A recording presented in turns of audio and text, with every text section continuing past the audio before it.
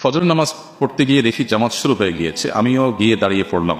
প্রশ্ন হলো, দুই রাকাত সুন্নাত যে বাদ পড়লো সেটা কি ফরজ নামাজের পরে পড়বো নাকি না পড়লেও চলবে?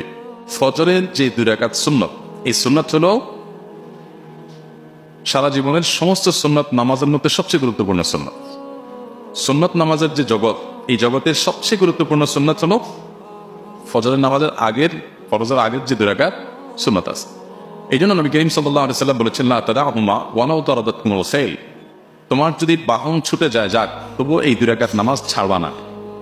সফরে সাধারণত সুন্নাত নামাজ এটা পড়া আমরা নিজেদের আবাসস্থলে থাকলে যেরকম গুরুত্বপূর্ণ, সেই গুরুত্ব সফরে থাকে না। অনেক ইমামগণ তো বলেছেন যে সফরের সুন্নাত আমাদের অপশনই নেই।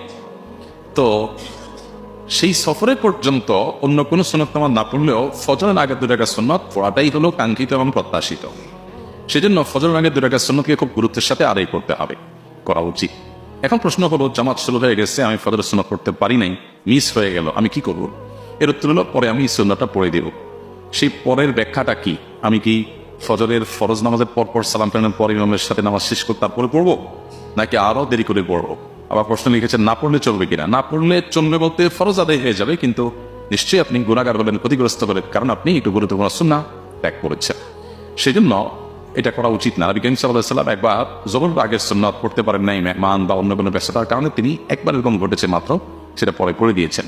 তো আমাদের জীবনে কালে বদলে এরকম হতে পারে, নিয়মিত হওয়া উচিত না। এবং হাদিস থেকে এটাও বোঝা যায় যে কোনো কারণে আগে সুন্নাত পড়েন নাই, সেটা পরে পড়ার সুযোগ আছে এবং পড়া উচিত। এখন কখন পড়বেন? এর উত্তর হলো যে ফজরের সালাম ফেরানোর পরে না পড়ে সূর্য উদিত হওয়ার 15-20 মিনিট পর এশাকের নামাজের রক্ত যখন পান, তখন থেকে নিয়ে আপনি যখন খুশি যখন রাগ করছেন তখন পড়লেন, এটা হলো উত্তম। ওই সময় পর্যন্ত অপেক্ষা করে পড়তে পারলে।